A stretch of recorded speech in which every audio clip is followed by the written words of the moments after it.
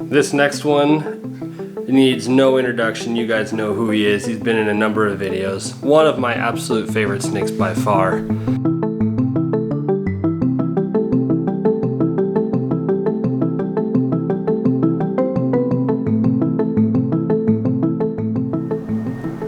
What's up, YouTube? Jason here, Morph Mixology. It is a beautiful day here in Montana.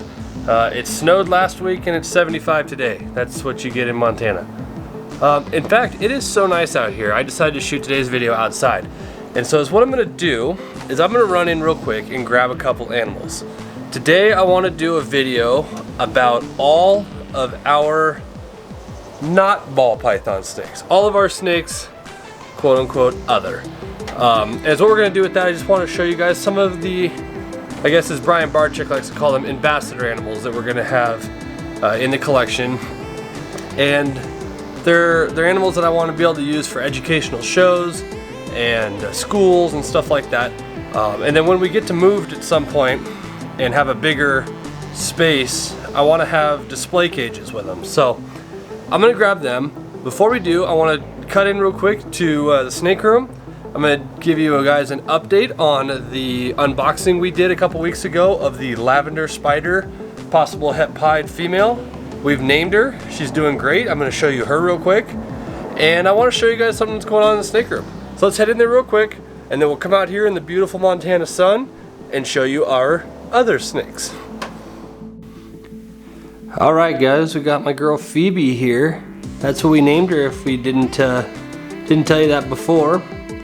This is the Lavender albino spider, 66% possible het pied, from Justin at Jacobilka Reptiles, JKR. She is absolutely gorgeous. She's eating like a champ. In fact, this past week, we got her on frozen.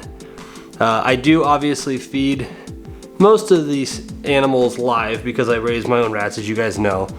But occasionally when I've got a shortage of a certain size, we'll do live, or frozen rather. I keep a frozen surplus just in case.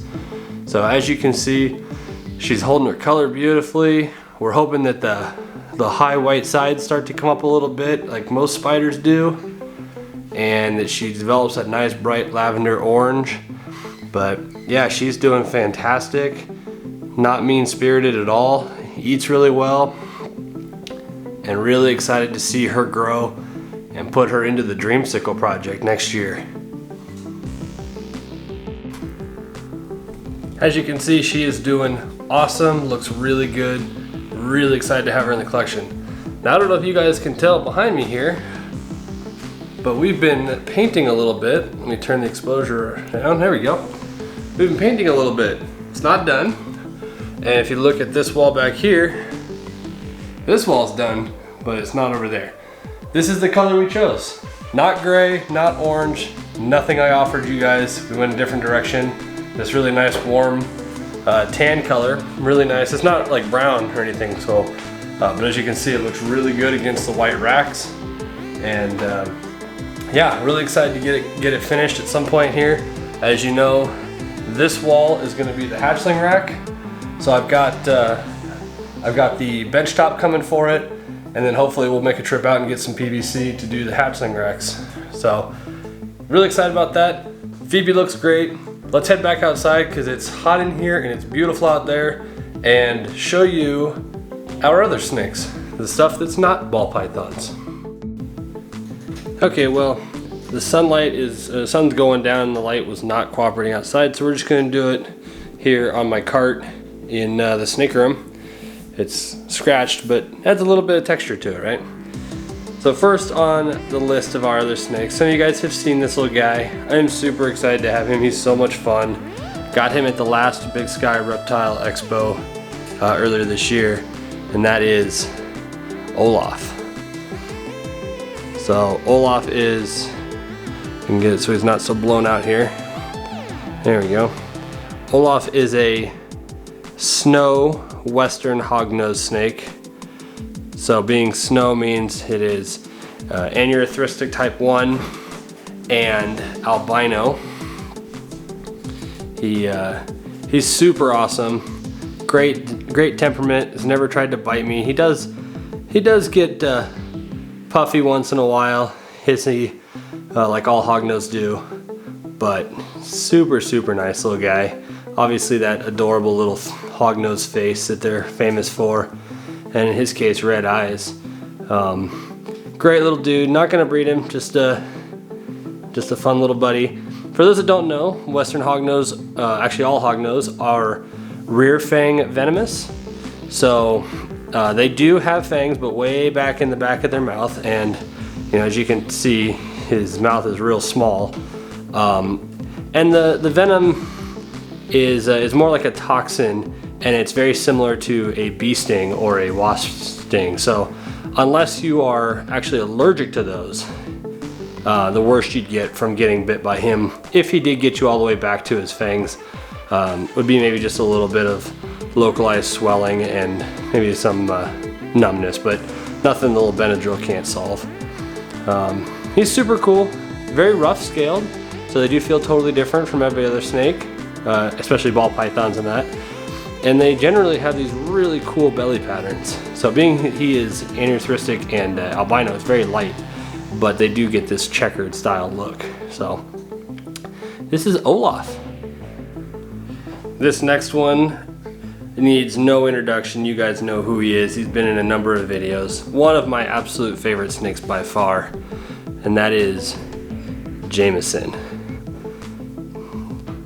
Jamison is a Call albino, for those that don't know. Call albino, motley, possible jungle, 66% het aneurystic, which would make him het snow boa.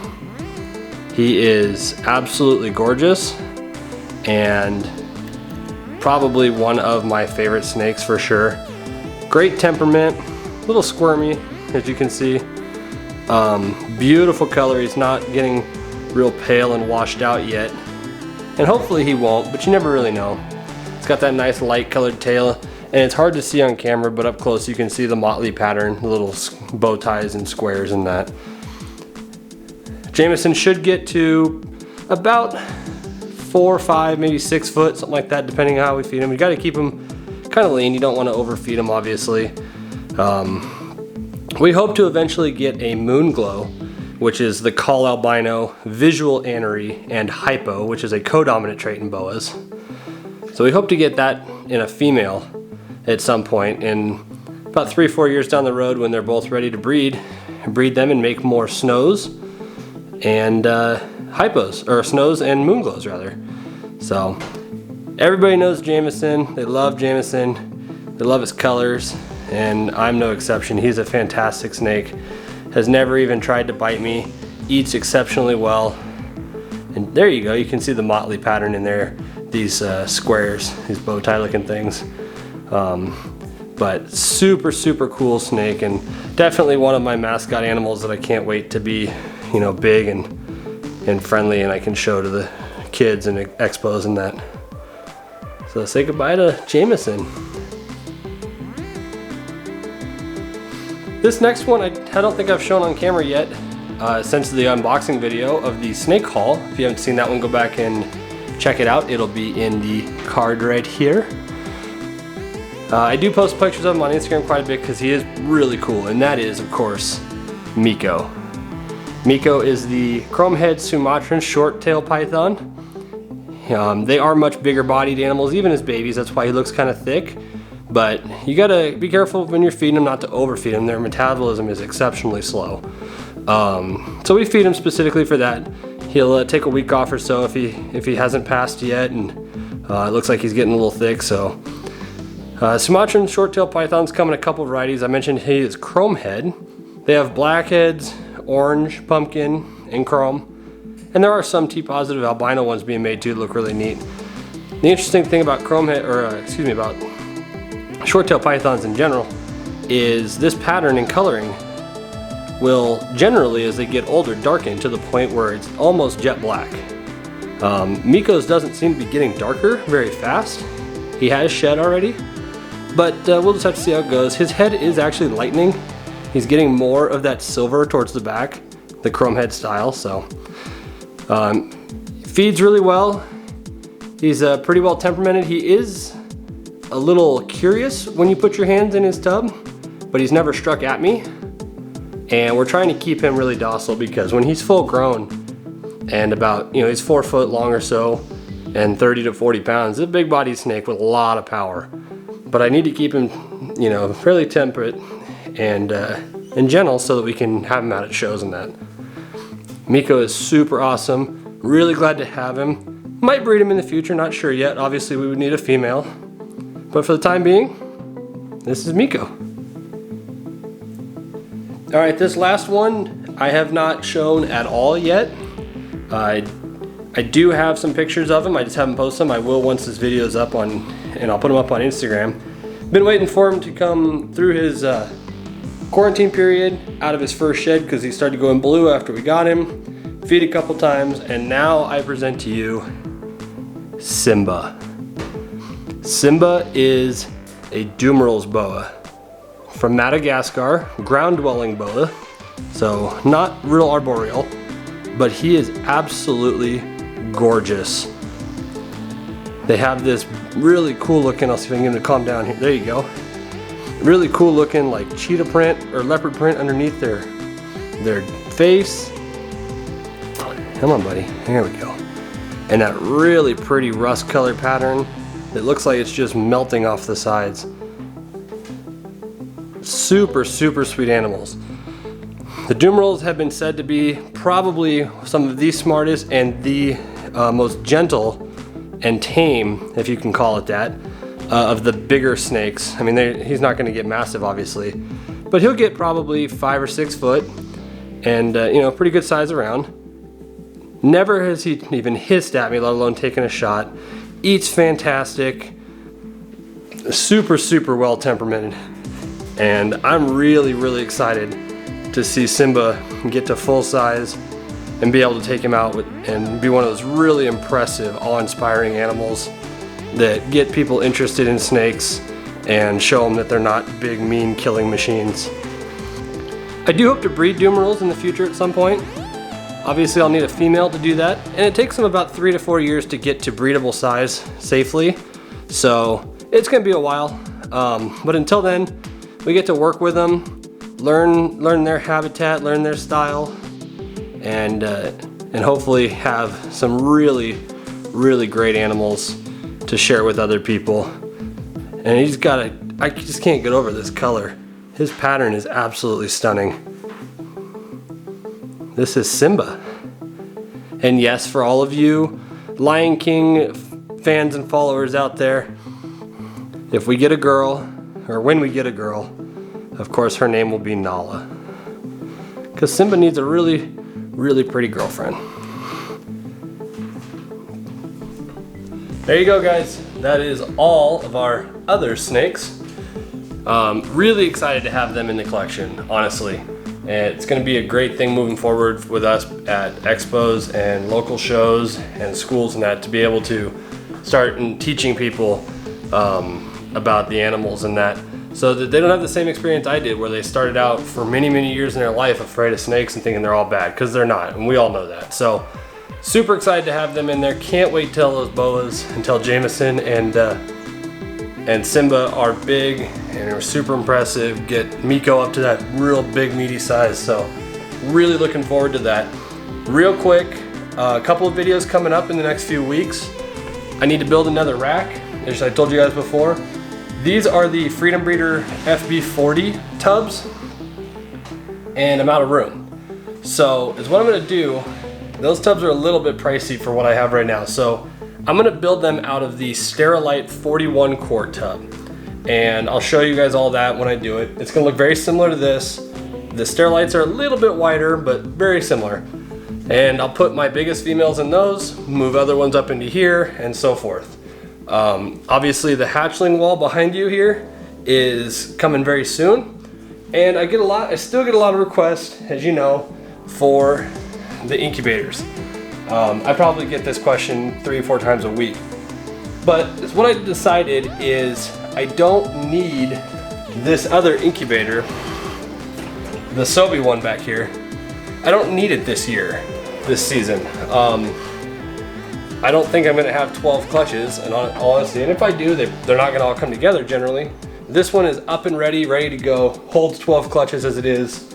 So I don't really need it this year. So what I'm gonna do instead, since I don't have the time and the money to buy the stuff to make that other one work, is I'm gonna pull them both out for a video, make sure this one is all cleaned up, ready to go, and then I'll use this one as a guide to disassemble that one and get it ready, but I'll show you in here the heating stuff, the water, lights, all that to make it completely finished since this one's ready to go. So it'll kind of be a build video, but it won't be completely finished when we're done because I got this one and that's all I need right now. So keep an eye out for that video.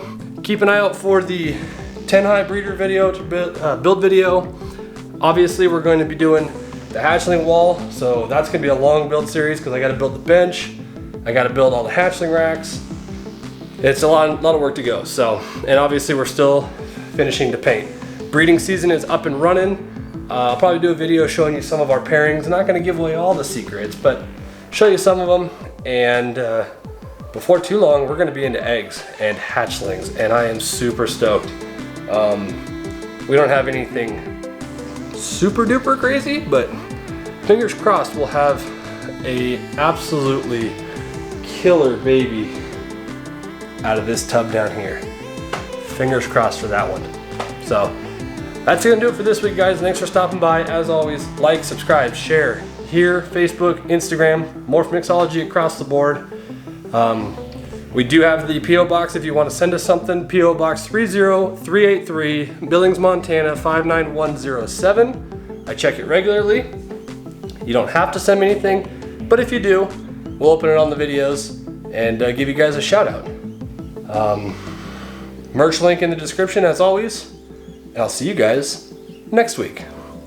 Bye.